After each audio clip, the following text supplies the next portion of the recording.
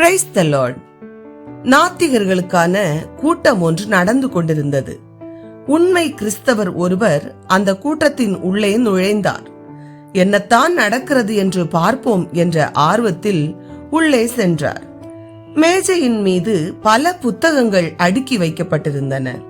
ஒருவர் தான் சமீபத்தில் வெளியிட்ட நாத்திக புத்தகத்தின் பெருமையை பற்றி பேசிக் கொண்டிருந்த போது அடுக்கி இருந்த புத்தகங்களில் பரிசுத்த வேதாகமும் இருந்ததை பார்த்தவுடன் வேத புத்தகத்தை மட்டுப்படுத்துவதற்காக அங்கிருந்த அனைத்து புத்தகங்களுக்கும் அடியில் வேதாகமத்தை எடுத்து வைத்தார்.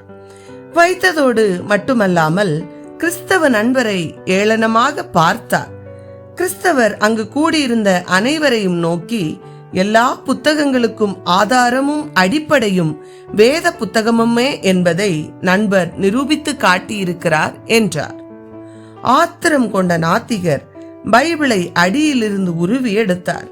எல்லா புத்தகங்களுக்கும் மேலாக வைத்தார்.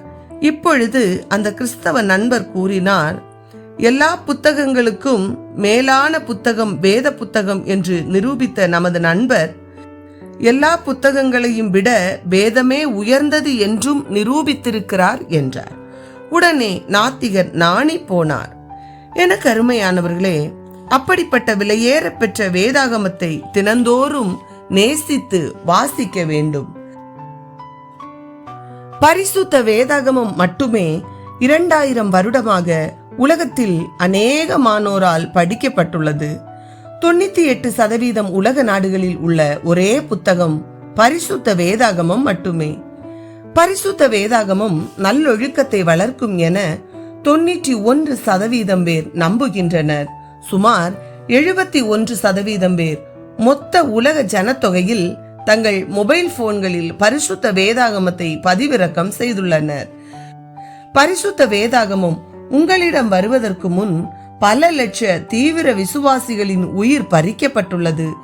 இது நம் முன்னோர்களின் இரத்த துளிகளின் வைராக்கிய போராட்டத்தினால் பதிக்கப்பட்டது. தயவு செய்து வேதாகமத்தை அசட்டையாய் எண்ணாதிருங்கள். இது தேவனுடைய வார்த்தை. வேத வசனங்களை வாசிப்பதோடு மட்டுமல்ல, நம் இருதய பலகையில் எழுதி கொள்ளுவோம். நம் பிள்ளைகளுக்கு வேத வசனங்களை கருத்தாய் போதித்து வீட்டில் உட்கார்ந்திருக்கிற போதும், படுத்துக் கொள்ளுகிற போதும், எழுந்திருக்கிற போதும் அவைகளை குறித்து பேசுவோம். ஏனெனில் கடைசி நாட்களில் கர்த்தருடைய வசனம் கிடைக்காத பஞ்ச நாட்கள் வரும். அப்பொழுது கர்த்தருடைய வசனத்தை தேட ஒரு சமுத்திரம் தொடங்கி மறு சமுத்திரம் மட்டும், வட திசை தொடங்கி கீழ் திசை மட்டும் அலைந்து திரிந்தும் அதை கண்டடையாமற் போவார்கள் என வேதம் கூறுகிறது. உம்முடைய வார்த்தைகள் கிடைத்தவுடனே அவைகளை உட்கொண்டேன். உம்முடைய வார்த்தைகள் எனக்கு சந்தோஷமும் என் இருதயத்திற்கு மகிழ்ச்சியுமாயிருந்தது என எரேமியா தீர்க்கதரிசி கூறுகிறார். நாமும் வேதத்தின் வெளிச்சத்தில் நடந்து மகிழ்ச்சியை பெற்றுக்கொள்வோம். கர்த்தர் தாமே நம்மை ஆசீர்வதிப்பாராக. ஆமேன்.